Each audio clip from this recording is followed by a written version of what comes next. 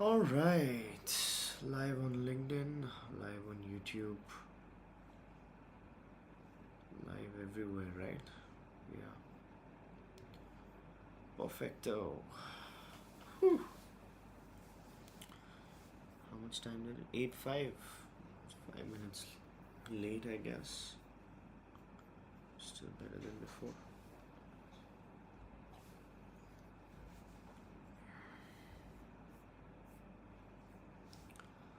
Let us begin.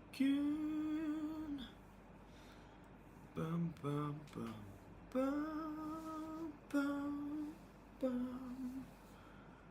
bum bum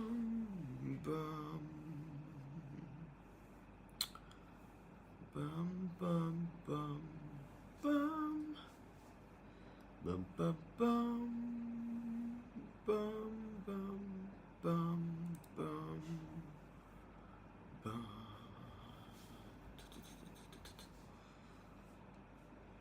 Bum bum bum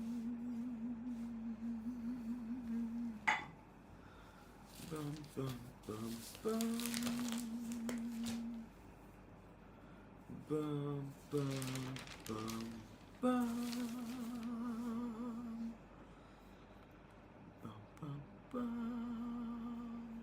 If you can hear me, guys, on YouTube and on LinkedIn, you can tell me and we will begin the show that you deserve. The show that you deserve. It's that good. The morning show.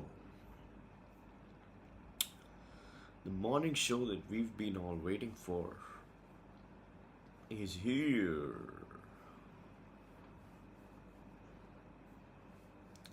Ba, ba, ba, ba, ba, ba, ba. Ba, ba, da, ba, da, ba, ba.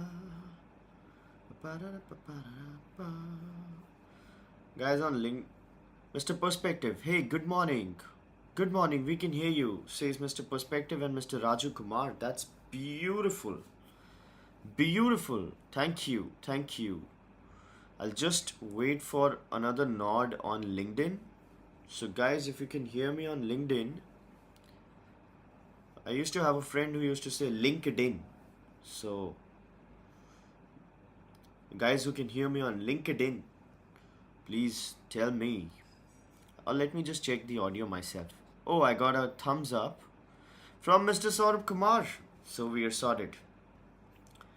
So we are sorted. Bum bum bum bum bum bum bum bum. Let's go. The show that we deserve. Bum bum bum bum bum bum bum bum bum. Hello everybody. Welcome to Thinker's Frequency. We're having such a good time. This is the peak of human civilization. We're working so hard, doing such good work for ourselves, our parents, our kids, our siblings, our husbands, our wives, our friends, everybody. Well, not other people's husbands and wives, I hope. And just when we thought things couldn't get any better, like they couldn't possibly get any better, well, they just did. Call it divine intervention, folks, but things just got a whole lot better. Now we have Thinker's Frequency, our daily mental workout, our daily dose of insights and analysis which don't lead to paralysis right before we punch in. So let's continue with our journey of reading between the lines, things that are especially interesting and important in the world of business and finance. Let's go! Oh, but before we go, we've got to follow a tradition, right? We've got to follow our little sacred tradition, the tradition of the simultaneous sip. And all you need for the simultaneous sip is a copper mug, a glass, a tank, a chalice, a stein, a canteen jug, a flask, or a vessel of any kind. Pour it with your favorite liquid. Today I'm having coffee, cold. And here we go! Oh my god. Oh my god. Beautiful. Beautiful. Let's do it again. Oh god. Wonderful. You know, there's a research which says that simultaneous sippers are 60% happier than people in general. You know who did that research? The organization of Nishant Mittal. But that's not bad, man. That's how researchers are done. So I'll tell you, we'll begin the show with this particular research. Over 14 million lives at high risk by 2030 from US foreign aid cuts, says Lancet study. Now, Lancet is a journal which is notoriously, uh, which is known for its notorious nature. It's basically a sold out publication in a lot of people's view. So during COVID, Lancet published a journal which saying Lancet wrote published a research which said HCQ hydrochloroquine should not be used for the treatment of COVID, or let's say for people who want some sort of respite from COVID, because it could have serious side effects. And that study was out and out lie. And they had to retract that particular research after that. But by then they had already done a lot of damage. US had blocked HCQ's sales, and a lot of basically HCQ, which was looking at HCQ is hydrochloroquine. So it's basically something that has been used for hundreds of years, thousands of years by people against malaria and so on. But these people, these Lancet people, what they did was they just categorically refused its use for COVID, you know, as an antiviral or as anything, as an immunobooster or anything. So they just wrote a blanket paper saying that this is dangerous. Which basic and why did they do that? Now nobody can read anybody's mind, but they presumably did that to aid the vaccine, the COVID shot, essentially. Now nobody can read the mind. I say you should never try to read anybody's mind or try to judge the intention behind actions and so on and so forth.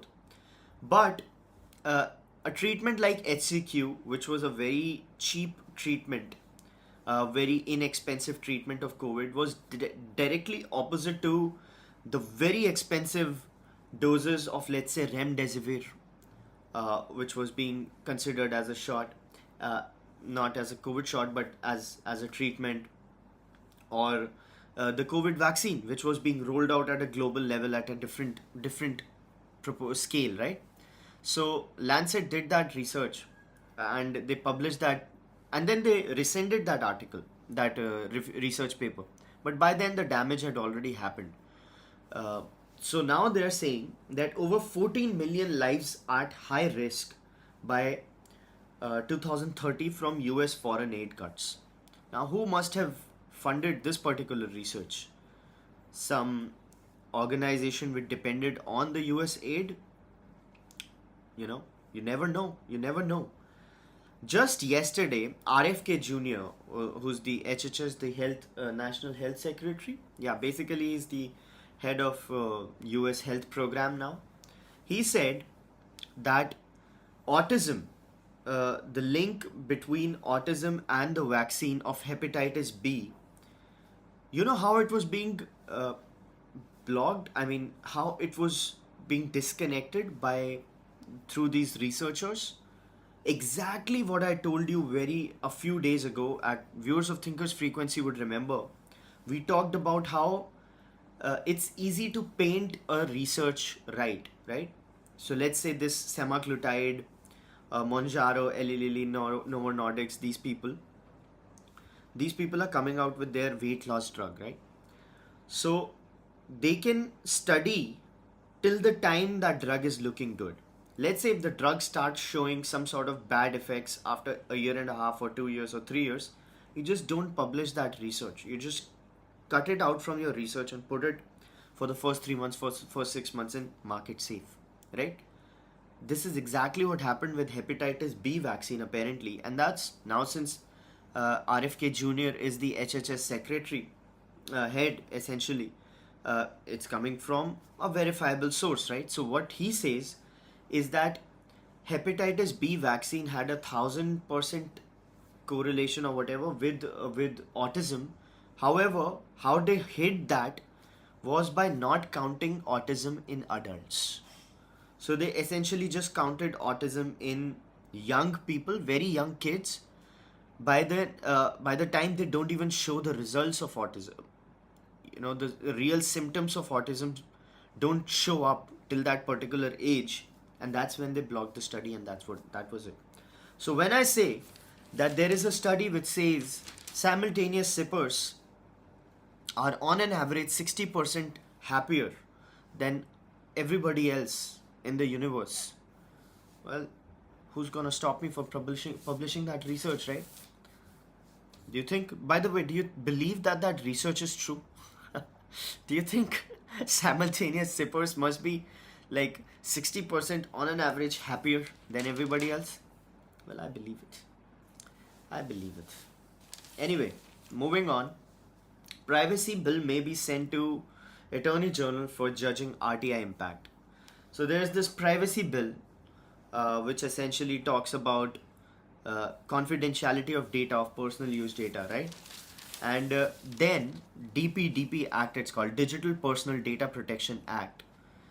Uh, now it is,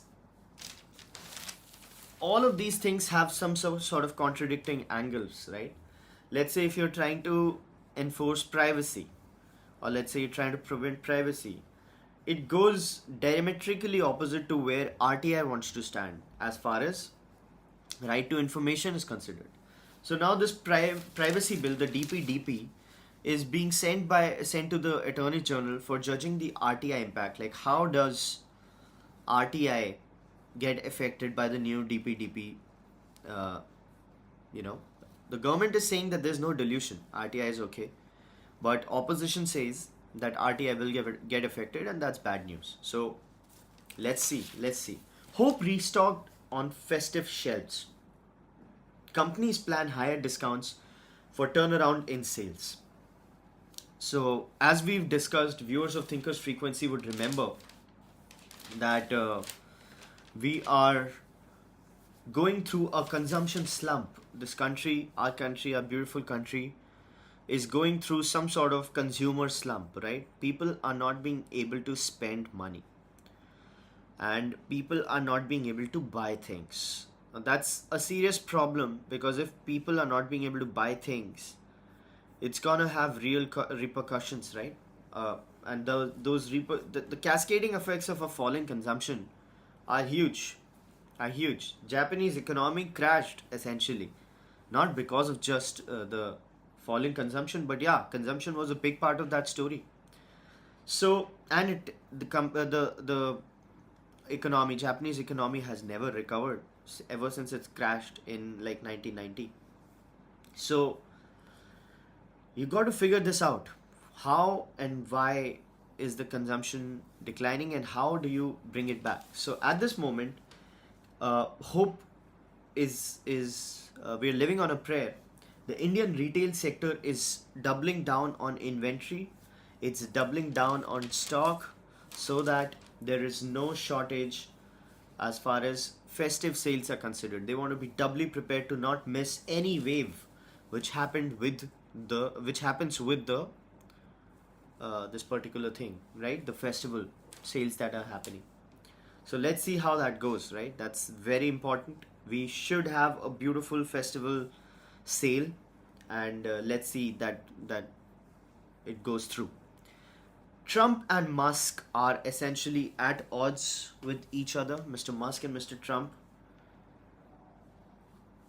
And the bone of contention is what? You know it. The big beautiful bill. Viewers of Thinkers Frequency would know that the big beautiful bill and its spending is a big problem for Mr. Musk. So Mr. Musk put everything on the line, right? He put everything on the line. He put his reputation on the line. He put his finances on the line. He put his companies on the line, his future on the line. He put everything on the line. All for what? All for the fact that American deficit is growing, American debt is growing. The interest on that debt right now per year is greater than American defense budget. So it's a huge problem. And what Mr. Musk wanted to do, in his words, was making sure that America doesn't go bankrupt. So And what America has been doing is just been raising the debt ceiling. So it just keeps increasing the debt. Right now it's at 36 trillion, and it could go up to 40 trillion in the next 10 years, according to this bill. Now nobody gives a shit about the next 10 years, right? As nobody should, because 10 years is a long time. 10 years don't matter. But and nobody can see through 10 years. What happens in 10 years? Nobody knows. However, even in the next year, it's gonna raise by a trillion. Even in the next 3 years, it's gonna raise by a lot.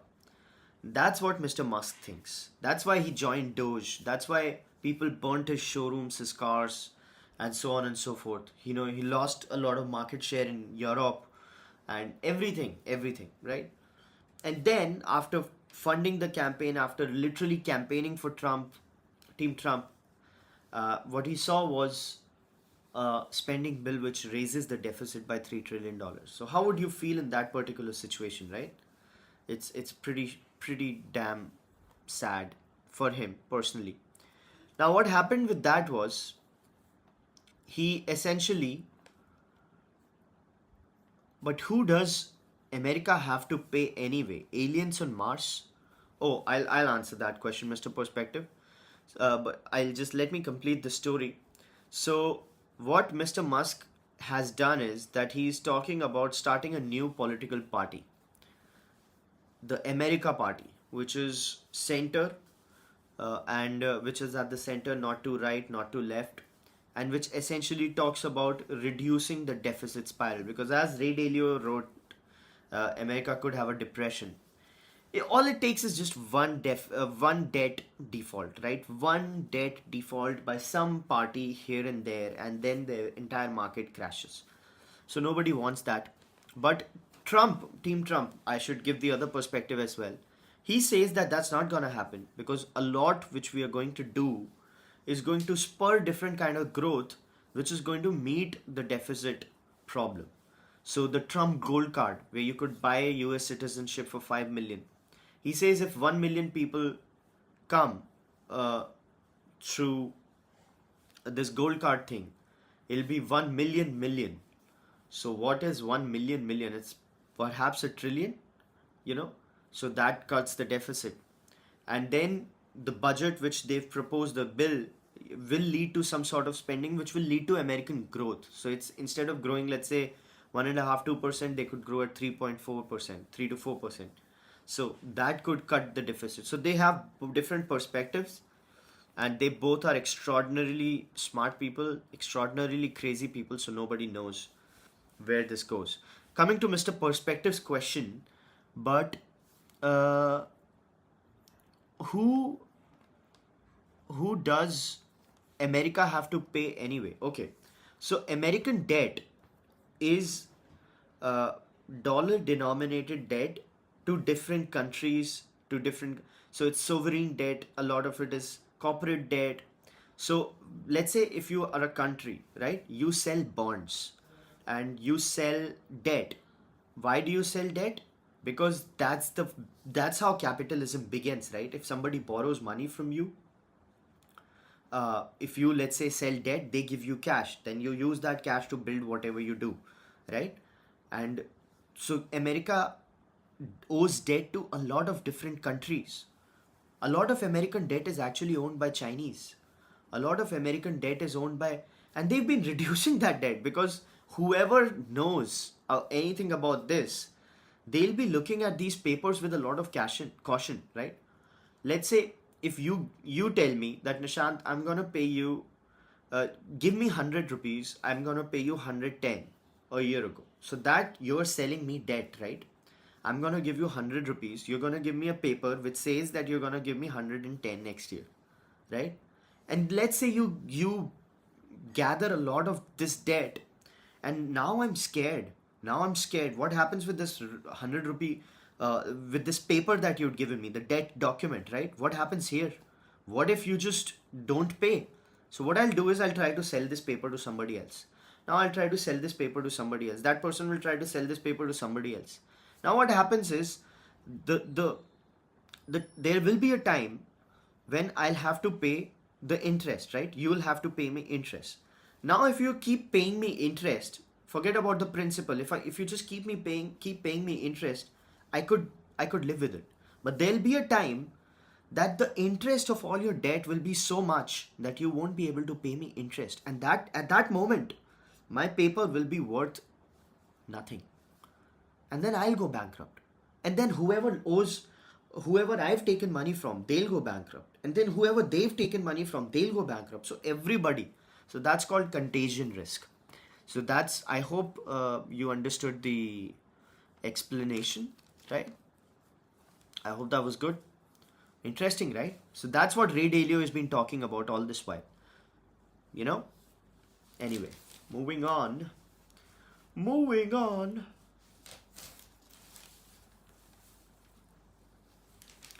Very close to trade deal with India, says America. Emirates NBD, that's National, that's a development bank, right? NBD, Emirates NBD is looking at buying RBL stake for a bigger Asia play. So RBL has been doing some good job. I've been tracking that share, not recently though, but yes. So RBL has some stock holding of Mr. Kamath as well. So RBL is one of the banks that have like 3% share by Mr. Kamath. Yeah, 3.4. No. 1.2%. So Mahindra owns 3.4% and Mr. Kamath owns 1.4% from Zerodha. And now RBL is going to be looking at an investment by Emirates. So what they are looking at is like a Yes Bank kind of a scene. So Yes Bank got rescued by SBI, and then SBI is now looking at selling its stake in Yes Bank, right? Because that's what's happening. So exactly that way, Emirates is looking at buying stake in RBL. So they're tracking the Yes Bank deal. And anyway, India's growth engine loses steam in June, may get back on track soon. So GST collections grew slowest, muted auto diesel sales, and so on and so forth. So all we talked about, right? Consumption. India's growth engine slowed a little. Car sales year on year -6%, petrol consumption okay, electricity consumption -1.5%, smartphone consumption -1%, and so on and so forth. So a lot of GST collections have also gone down, but people say that this is cyclical. So if it's cyclical, it's okay. Sure, right? It goes up, it goes down, and so on and so forth. So let's say July was great, April was great, but May not so much. So a lot of this graph looks like this. However, consumption, if it hurts the consumption for a prolonged period of time, you might just be looking at a serious problem.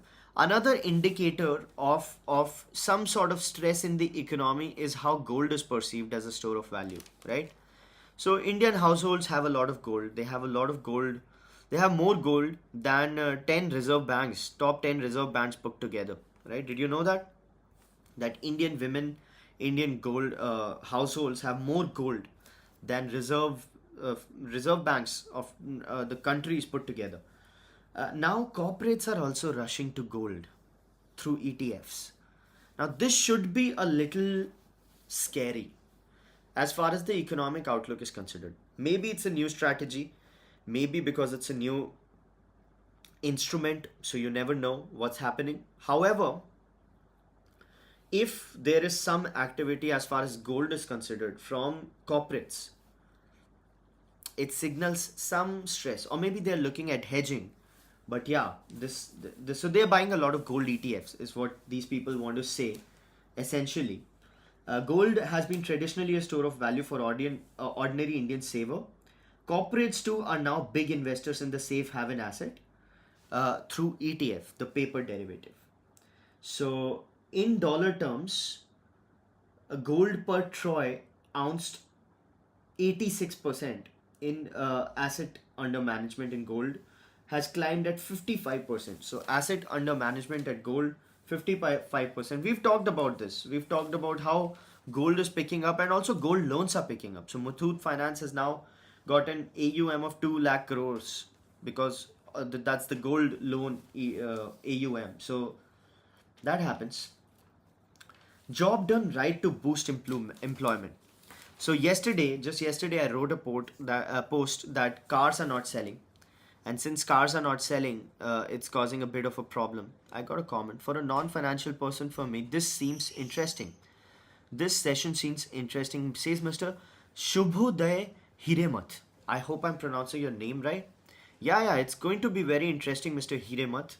A lot of people actually find a lot of value, including myself. So I read. I have to do a lot of wake up at 6, start reading, read for 1.5 hours, and then explain it for 1 hour. So it's a good exercise for me, and it's a good exercise for everybody. That's why we call it the mental workout. Okay. Moving on. I was talking about yesterday how to solve the consumption problem, right? Delhi government came out with a plan that they're going to ban the 10 and 15-year-old diesel and petrol cars, right? Respectively. And they positioned itself as a play on pollution. They said that it's pollution that we're solving for because old cars are running and so on and so forth. Now, viewers of Thinker's Frequency already knew that pollution has nothing to do with this. Nothing to do with this, right? You remember, right? I heard you. You remember. The real reason is that cars are not selling. The market for cars is stuck. It's not growing. And the biggest problem is that small cars are not growing. The SUVs are growing, big cars are not growing. SUVs are selling, big cars are selling, but small cars are not selling. And that signals a serious affordability issue, right? However, what the government has said is that we're just going to scrap these 10 to 15-year-old vehicles, right? And why did they do that? Because now when they have scrapped so many vehicles, Delhi has how many cars? Do you remember? Viewers of Thinker's Frequency would remember how many cars Delhi has, right? Delhi has 40 lakh passenger vehicles. You remember that? Delhi has some 40 lakh cars. Now, a lot of cars are going to get out of the market, end of life, and then people will be forced to buy cars. But that is no way to spur consumption. That is no way to spur consumption, right? You can't force people to buy things. You'll have to improve affordability. You'll have to have some sort of cushion for them because already some part of consumption is happening through debt. So per capita debt is growing and so on and so forth. So right now, we are at a 48% debt to earning ratio. China is much worse, America is much worse, but still, India is a different country. You cannot force people to buy something by taking their stuff away. And because consumption is a big problem, they are doing that. But the problem is, if consumption doesn't happen, it's a chicken and egg problem. If consumption doesn't happen, let's say if people don't buy cars and cars markets don't grow, these car companies will have to be firing people. They'll have to look at optimizing themselves to save money. If they can't make money saved is money earned, right? So they'll have to fire people to save money. And if that happens, further fewer people would be able to buy things. And if this happens, further fewer people will be able to sell things. And so there has to be some sort of stimulus on both sides, and that's what the government is doing. So there was already a production linked incentive scheme where they said that you produce this much stuff. Let's say you produce X number of smartphones and we're going to give you incentives. You produce X number of vehicles, we're going to give you incentives. You produce X number of solar panels, we give you incentives. That was production incentives. Now the government what's focusing on is employment linked incentives. So they are looking at a 1 lakh crore scheme where they basically incentivize companies to hire people. So you hire X number of people and when we'll give you this incentive. So the government is trying on all ends. It's smartphone manufacturing, chip manufacturing, EV manufacturing. EV got FAME. FAME was a production led incentive scheme. So they are trying on this end, but they are also trying on this end. But this end is not so good. You can't force people to buy things because this is going to put pressure on the average Akash, right? Who wants that? Mr. Tushar Tiwari says that car policy is BS. I agree. I agree 100%. So moving on, RBI says stocks face overvaluation risk. They say that earnings need to improve, otherwise the stock market rise could just be frothy. So that makes sense. That makes sense, right? Right now, why are Indian stocks going up? Because India is the major economy, only major economy which is being able to grow itself, right? Without any problems. It's the only major economy with stable leadership, with stable everything. So it's growing.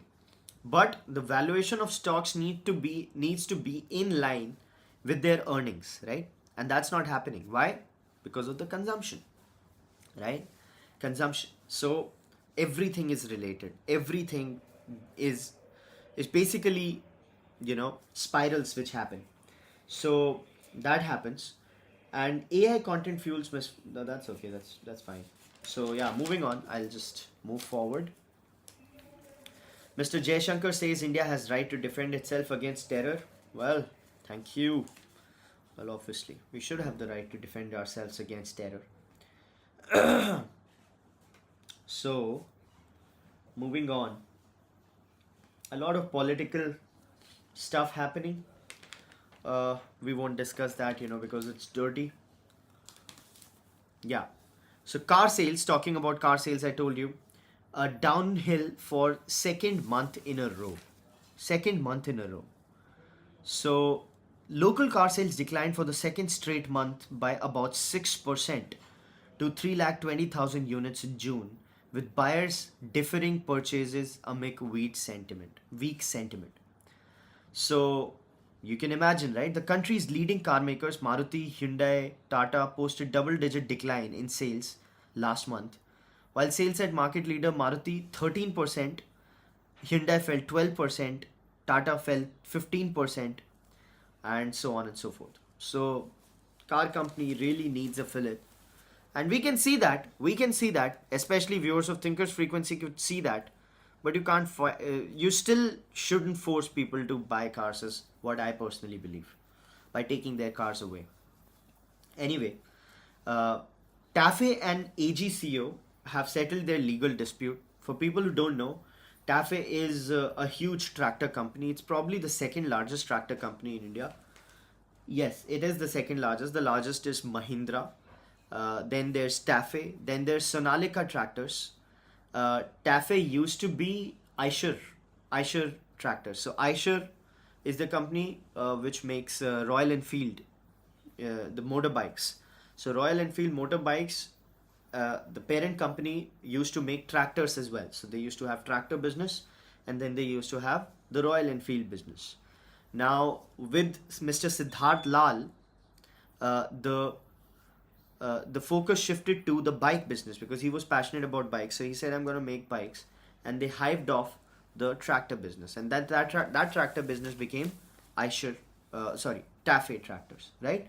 So these Tafe had a legal conflict about the brand Messi Ferguson, and that has been solved. So some shareholder arrangement gonna happen. Tafe is gonna keep the Messi Ferguson brand, and everything is gonna be fine. Tafe gets exclusive ownership of Messi. India, Nepal, Bhutan. Tafe buys AGCO's 20% stake for 260 million. Tafe retains 16% stake in AGCO. So both of these companies are gonna had cross-holder holdings. Tafe buys AGCO stake in it for 260 million. Commercial exit. All agreements ended. Tafe to fulfill pending orders. So all legal cases have been withdrawn. Legal cases, lawyers make the most amount of news, right? As far as business ecosystem is considered. So that's always to be taken very, very carefully. Very carefully. Anyway, uh, speaking of lawyers, High Court has ordered, there was an order about Amazon to pay 340 crores in a trademark case. Lifestyle was the brand, but Etsy has stayed that order. So, a division bench of Delhi High Court stayed its single judge order that asked Amazon to pay 340 crores in damages uh, to Lifestyle Beverly Hills Polo Club. The division bench comprised this, and stayed the operation of its single judge February 25 judgment. However, the division bench said that the stay shall be subject to an undertaking furnished by Amazon to comply with other directions in the judgment. So, Amazon basically got its way in this particular legal. Somebody's got to give Amazon credit, the legal team of Amazon a lot of credit, right? So, viewers of Thinkers Frequency, do you remember the fabulous story I told you about Future Group and how Amazon's legal team essentially buried Future Group? They just buried them, They buried it alive. Future Group could have sold itself to Reliance and got 25,000 crores. But Amazon's legal team just buried that deal alive. You remember that, right? And now Amazon has another, let's say, legal win. So somebody's got to see who is Amazon India's legal thing. But that must be available, right? I'll just find out. Mm-hmm. Mm-hmm. Uh-huh. Not mentioned in today's piece. But I'll find out Amazon's legal team and whoever is representing Amazon, and I'll give them a hats off. Right? Anyway, Pirates of Bollywood have producers running for cover. So the film industry has been struggling, as you all know. We all know how film industry has been struggling. Indian film industry is going down the toilet. So a thing that they're trying a thing that they're trying to save themselves is trying to buy insurance for piracy loss. So they are saying that we make a movie and we go through we it loses a lot of money because of piracy, and we and we're gonna have insurance for our piracy scene. So they basically want insurance companies to pay if their movie gets leaked and then they lose money. So this is a new trick that the film industry is trying to make money. So they say Sajid Nadiadwala suffered an estimated loss of 91 crores due to leak of Salman Khan starrer Sikandar. So now what they're hoping is that they'll be able to get some sort of insurance money for this. Well, talk about being hopeless, man. So now insurance company is saying now, no. We can't cover this. So insurance company says that uh, uh, one second. Insurance are hesitant to underwrite the risk. I'll just tell you. Piracy continues. This. However, while the demand piracy cover is both legitimate and increasingly urgent, insurers face significant hurdles in addressing it. For one, it's difficult to quantify losses due to piracy, and then it's difficult to prove that the loss indeed happened because of piracy, right? So insurers are like, हमें माफ करिए sir, हम ये insure नहीं कर पाएंगे, but all the best. So in India, the film industry typically relies on two main types of insurance for production and distribution. Right? Everybody has production cost insured. So there's some fire in the production and something like that. Insurance is going to cover for that, no problem. And film distribution. Film production insurance typically covers delays, illness, equipment damage, and so on and so forth. And omissions policy, right? Errors and omission. Film distribution insurance, on the other hand, protects against damage or loss of film prints or digital masters, delay in theatrical releases, and so on and so forth. But piracy could be a difficult sell for the insurance players. So viewers of Thinkers Frequency would know that we talk a lot about film industry and how it's struggling, because I really like films. I'm a huge movie buff. So, but Indian film industry is showing no signs of improvements. Renault to post an $11 billion H1 loss on Nissan stake. So Nissan is a Japanese company, Renault is a French company, and Renault has a stake in Nissan. It had been a partnership of sorts. So it's gonna book a loss. It's gonna write off $11 billion in its Nissan stake, and because Nissan is basically, in a very tough situation. The move is a further loosening of ties between companies after two-decade-old alliance. So Renault holds 35% in Nissan with 17% held uh, through a trust. So 37% plus 17%, that's a lot of stakes, right? 47, 54%. 54% of Nissan is owned by Renault directly and through stocks. So now it's gonna be writing off that particular stake value. And Nissan actually tried to merge with Honda, you know. So Nissan was trying to merge with Honda to save itself, but unfortunately that also didn't pan out. The entire global automotive industry is in dire straits. You know why? You know why the entire automotive industry is in dire straits? The global, European, Japanese, and so on. Can anybody say why the automotive industry must be in dire straits? Well, I heard you. You're right. It's China. It's China. Moving on. There's an inside story of Parth Jindal's Akzo Nobel coup. So Akzo Nobel, the Japanese paint company, which runs a brand called Dulux. So they got bought by Jindal Paints, and this article talks about how Mr. Parth Jindal used to be at Harvard, and the executive had some sort of connection, and how he could forge it, and so on and so forth. This is a proper PR piece talking about how hard it must have been for the heir of Jindal to buy an Akzo Nobel Japanese company when it was selling, right? PR. But anyway, the paint sector is looking at some stress because of new entrants like Birla, and then the Jindal paints. So at the moment, paint industry is like Asian Paints, Berger Paints, Kansai Narolac, then there's Grasim, which is inching in the top three, and then there's gonna be Jindal Paints, and Dulux is what they're gonna call it, right? So lower consumption and heightened competition leads to a perfect storm. So he says, I'm willing to take the pain of hundreds of crores in the first few years, but we'll eventually make a lot of money. So all the best to Mr. Parth Jindal. IT lens on crypto blues. So income tax babus are being trained to find out crypto uh, laundering, essentially. They are talking about training them into gibberish words and sequences, the passcode written on paper, and gibberish here and there, some pen drives. So now they're gonna be searching people for pen drives and from paper notes. And in cases, some people are more vigilant, so they don't write anything on paper, they memorize it.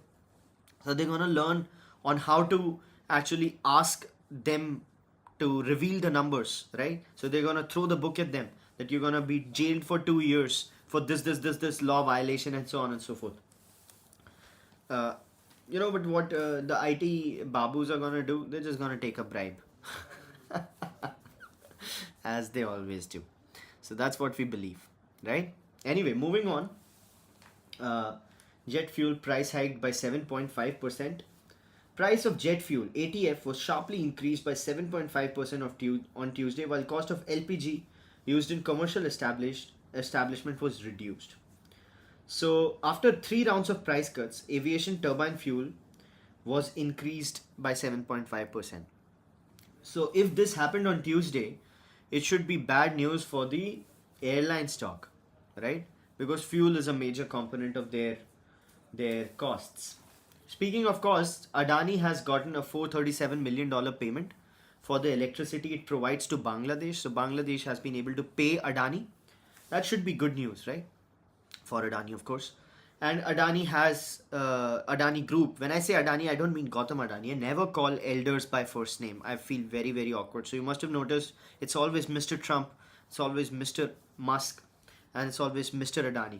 So when I'm talking about Adani, it's Adani Group. So Adani Group has given uninterrupted supply to Bangladesh, and fears were that this country is having such bad ties lately is going to lead to a lot of problems, and Adani might just be looking at power seize for the country, but that hasn't happened. So Adani Power has received 437 million for its dues till March 31. So it's for the bill till March 31, and so on and so forth. Large payment was huge.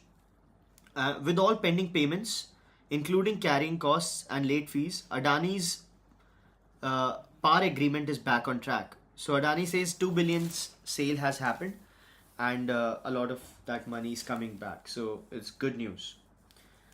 What's not good is Bangladesh and India's ties with the new puppet regime of the US, the Yunus government. No respect to Mohammed Yunus, so I'll not use Mr. Mohammed Yunus as a sign of respect. Screw that guy. Anyway, CCI directs probe into Asian Paints for abuse of dominance. So, as we talked about the paint industry heating competition, Birla has accused Asian Paints of abusing its dominant position to weed out competition. So, Competition Council of India is responsible for ensuring that there is level playing field as far as competitive spirit is considered of companies, and monopolies don't end up gorging everybody. Now that has happened. CCI has talked about. So what Birla says that Asian Paints is giving artificial incentives to distributors, and it's giving discounts. So Grasim has alleged that Asian Paints is offering extra discounts and incentive to dealers in exchange for exclusive tie-ups and threatening them against stocking the informant's paints, amongst other things. So they say that these dealers have been threatened by Asian Paints to not carry Grasim stock, because if they do that, they're gonna take away the incentives and discounts. And dealers, because Asian Paints is the market leader, are being forced to only sell Asian Paint stock. So even in this industry, there is a sense of price parity, right? Why doesn't that price parity come as far as quick commerce and e-commerce is considered? How is quick commerce being able to sell everything at such a discounted rate, hurting the Kirana stores? And a lot of people on internet started saying that this whole debate of closing of Kirana stores is noise. Well, that's absolute BS. They say their argument is that there are 15 million Kirana stores, and let's say 1 million closed down. That's 1.5%. That's anti-competitive, right? Absolutely, Mr. Tiwari. It's anti-competitive. So they say that a lot of Kirana stores are just closing. That's normal. That's normal that 1% Kirana stores have actually shut down. The real figure is that it's not 1%.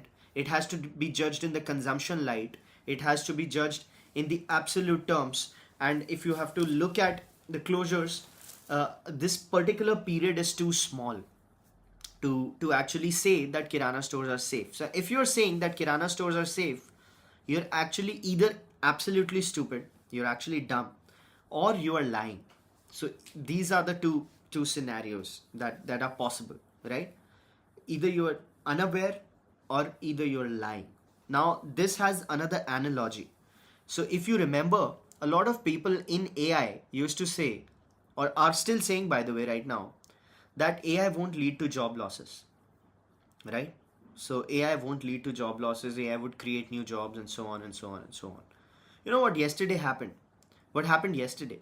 Amazon actually hired like 1 million robots. 1 million robots. Now, not humanoids like Optimus by Tesla, but actual robots which are going to do a lot of jobs. So 1 million robots. And where did they talk about hiring? How many people are going to be hired to maintain those robots? And how many humans could be hired in that place? So what happens to the humans that have been actually replaced by those robots now? It's not an expansion move, by the way.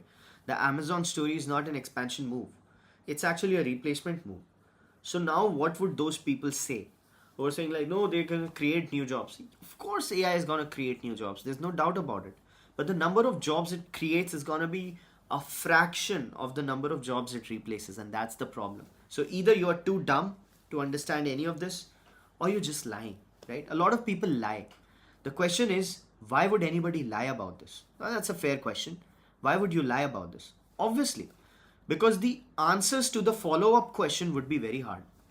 Let's say if they agree that, yeah, it's going to lead to a job loss, it's scary. Yeah, we don't know what happens, but it's going to lead to a job loss. Then the question is, what do you do about that? How do you deal with that concept? Nobody wants to face that question, right?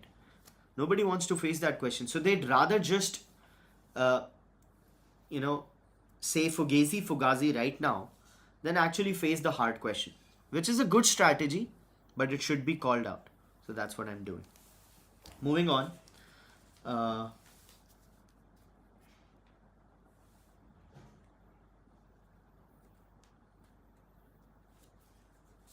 Companies looking to raise capital bonded a lot with more with markets. Yeah, that's a lot of companies going public, right? It's a big question on AI, but hard to stop it now. Of course, nobody is talking about stopping anything, right? AI is of national importance, it's of global importance. Stopping AI would be, AI is gonna, create a have or have not kind of a situation, right? Somebody has AI, somebody doesn't have AI, and who doesn't, he's just screwed, right? But the point is, uh, you can't be lying about the consequences. That's just intellectual dishonesty, right? So I was at an event where the MD of Intel India was talking about. He was like, when fire was created, this was happen. People said it's gonna be dangerous. When factories were created, people said it's gonna be dangerous. Now AI is created, people have said it's gonna be dangerous. And I rose my hand and said, sir, do you actually believe all of this, or is it just intellectual dishonesty?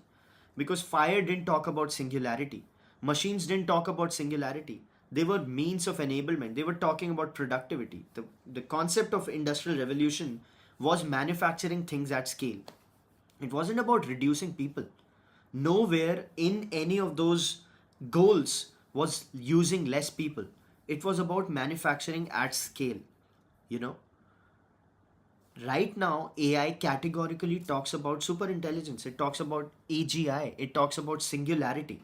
Productivity is different from singularity. Singularity is getting ahead of the human mind, copying the human mind and being better than it. Was industrial revolution about that? No, it wasn't. So a lot of lying and intellectually dishonest spiel selling happening, but it'll be clear, right? It'll be clear to everybody in a few days, and we'll be ahead of the curve. So don't worry about that. We'll know before anybody else. Anyway, moving on. Moving on. Odisha is leading the Q1 private capex. So that's a very good news for people in Odisha. That is private capex announcement. As we discussed, private capex is going to be the holy grail for our country. The more private capex happens, the more we are going to flourish, because as new factories get announced, new people will be hired. They'll have some sort of savings, some sort of money to spend. If they have money to spend, they'll be looking at consumption, which will spur a lot of economic activity and lead to an upward spiral. So right now, the top five announcements states have been Odisha, Andhra Pradesh, Haryana, Telangana, and then Uttar Pradesh. So Odisha is seeing like a 1.4 lakh crore worth private capex announcement right now. So that's good. That's good. Uh, at the current state, however, a troubling data point is that National Rural Employment Guarantee Scheme, that MN Mahatma Gandhi Manrega type scheme, saw a work demand up by 3.6%. So whenever this particular scheme sees a lot of enrollments, just know that there's something wrong with the employment market in the rural space, right? Because nobody would enroll in Mahatma Gandhi that in NREGS scheme unless they had a good job already. So the only reason why people opt for this is when they don't have a job. So uneven monsoon and some sort of factory closures or whatever in the rural play lead to these jobs, and this is up. So this indicator is again a sign that consumption, or let's say there could be a strain as far as this particular sector is concerned, the rural sector. Factory activity at a 14-month high. So PMI at 58.4 in June. So PMI is called Purchasing Managers Index, right? It's 58.4. So whenever it's more than 50, it means expansion. Whenever it's less than 50, it means shrinking, right? So Indian, this is about 58.4. China, we discussed yesterday, was at 47, 49. So their factories are shrinking. But this factory is more towards the intermediaries, people who are essentially going to make future stuff. So this is not the end product that these people are making, but instead the intermediary. So I'll just, if you're talking about it, production volumes in June grew at the fastest pace since April 24, supported by efficiency gains, favorable demand, so on. The acceleration was solely led by intermediate goods maker, however, with slowdown in the consumer and capital goods segment, according to the survey. So, somehow the intermediate goods makers are ordering right now. Do they know something that we don't? Let's see. Let's see. Align MDB loans with development goals. Have strong monitoring, says Madam Sitharaman. She says that MDB, which is basically multilateral development bank, like Asian Development Bank. You remember Asian Development Bank recently gave Pakistan like $800 million? So that kind of funding. She says, be careful with it, monitor it closely, have development goals. Don't just throw away that money like you did in Pakistan. Now, she didn't say that like you did in Pakistan, but that's essentially what she means, right? Moving on. Bum, bum, bum, bum, bum, bum, bum, bum. Hershey to remove synthetic dyes from its snacks. Again, this is related to Mr. RFK Jr. If you gotta read a book, that blows your mind, that literally blows your mind, and the explosion will put you in smithereens, is The Real Anthony Fauci. That's a book by Mr. RFK Jr. And he's written about how the pharma industry, the big ag, and all of these people are so corrupt. And it's so corrupt. It's just incredibly corrupt. And the best thing to do is just distrust these guys prima facie. And then you do a lot of inspection. Then if they pass that rigorous inspection, that's when you trust them. But the first instinct should just distrust these guys. Speaking of distrust and how it helps, Hershey has removed synthetic dyes from its snacks. Right? Now these synthetic dyes had very, very bad effects. Like red dye and so on and so forth. They had bad effects on these people, on Americans, right? Health effects are hugely bad. The dyes, synthetic dyes, colors, edible colors, they are very, very wrong. So if you go to Italy, the color of the Fanta is not like orange like we have in India or what they have in US. It's slightly discolored because they don't use the synthetic dyes. They're not allowed in Italy, right? And that shows how bad this is, how we should not be allowing this. By the way, now Hershey has decided to remove, because US Health and Human Services Secretary Mr. RFK Jr. Has made expunging artificial dyes an early priority. He said, you got to put a stop to this BS. Stop with these artificial dyes. People need to be healthier. So that's nice. That's nice. Love that guy, by the way.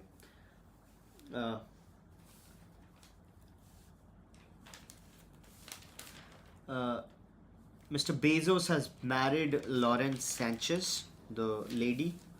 I wasn't invited to the wedding. I guess you weren't either. Sad. Anyway, government eyes August, September to start 23,000 crore electronics component PLI approvals. So again, a step in the consumption direction, a step in the job creation direction. Government 23,000 crore rupee worth PLI scheme for electronics components. Right? Project management firm to start process of screening applications, approvals to be rolled out soon. The government is on a war footing to actually move this forward, because if this doesn't happen quickly, the cascading effects are already hurting us and they're gonna hurt us more. Speaking of hurt, IT, muted Q1 awaits IT on sluggish spends and deal momentum. What did I tell you? I feel like an African lady in hindsight. What did I tell you? Didn't I tell you? When did I tell you? A long time ago. And what happened? Exactly like I told you. Because I told you that Indian IT is going to be looking at tough times. Right? And that's exactly what's happening. Muted Q1 awaits IT on sluggish demand. India's $280 billion IT services industry is expected to post muted first quarter performance, weighed by continued caution in technology spending by corporates that is leading to slow decision making, sluggish deal momentum, according to analysts. What analysts are not saying is that the threat of AI, the question of AI, is looking at huge ramifications for the Indian IT sector, which runs the man and material model, right? And when it comes to AI, so when you implement AI, what invariably happens is that a lot of people get cut, from the equation, and fewer people are required to keep building on that AI. So viewers of Thinkers Frequency would remember how Masayoshi-san was looking at acquiring BPOs and KPOs and so on and so forth by AI. So to bring AI adoption to the fore, right? So that's probably that's gonna hit here as well. And then you remember SLK Group was bought on by some Altus, which is an AI company. So a lot of IT deals will be just looking at, people will be looking at, these corporates will be looking, America, Europe guys, that we ought to think about our contracts, these multi-billion-dollar contracts that we have with Infosys and Accenture and TCS and so on and so forth, Mindtree, Infinite, because this is going to be a little difficult. Mid-tier companies are going to flourish because, they'll offer their services cheap. And when it's so cheap, people will be compelled to take their deal. However, in the long term, it's just going to be, in the midterm also, let's forget about the long term. In the long term, we're all dead. Even in the midterm, IT is going to have a tough time. So we saw that coming, didn't we? Anyway, Bheem is getting a boost as NPCI scales up incentives and offers. So NPCI, National Payment Corporation Corporation of India, that's what NPCI is, right? Yeah. So they are basically incentivizing, rolling out 150 crores to 200 crores in incentives for Bheem app to scale the UPI deal. So why are they doing that though? Somebody must think about why are they doing it. Now at Thinkers Frequency we think, right? So we talked about how UPI companies which processed UPI payments were actually looking at some incentives, the MDR, the merchant discount rates, like credit cards. They wanted some cut from the UPI game, but the government categorically refused to give them. And now we are seeing two news items. One says UPI reports marginal transactional value dip in June, and the other is Bheem gets big boost by NPCI. So of course, this particular news report says that this transaction volume could be seasonal because of the consumption blip, because of whatever, So what are these guys writing? The platform transaction value dipped to 24 lakh crore from 25 lakh crore in the previous month, according to this. It comes after a 4.4 increase in the previous month. Despite the monthly dip, UPI transactions were up 32% value on a year-on-year basis. The dip in volume can be attributed to seasonal factors such as absence of events like IPL, which had boosted the number of transactions. However, so they're saying that it could be IPL, the lack of IPL or anything. But, and of course, the consumption bit is a problem. UPI spends will go down, transactions will go down. But is it that these companies are not trying to incentivize the UPI payments like before?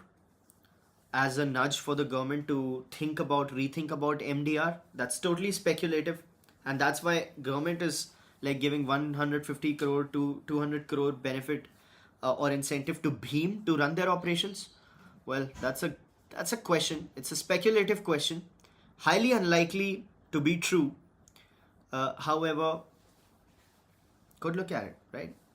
If something happens tomorrow where the government says, okay, we are incentivizing UPI transactions again to the to private players, well, that's gonna prove this speculation. But for now, it's speculation. So with that, central advisory backs use of personal vehicles as bike taxis. That's okay. That's fine. So with that, we come to the end of the 38th episode of Thinker's Frequency. I had a lovely time talking. I hope you had fun as well. Our daily mental workout, our daily dose of insights and analysis, which don't lead to paralysis, right before we punch in. It's 9:10 right now. We gotta punch in ASAP. I'll, Mr. Perspective, Mr. Tiwari, Mr. Hiremat, thank you all for joining. I'll see you tomorrow, same place, same time, hopefully. Have a beautiful day personally and professionally. Bye bye.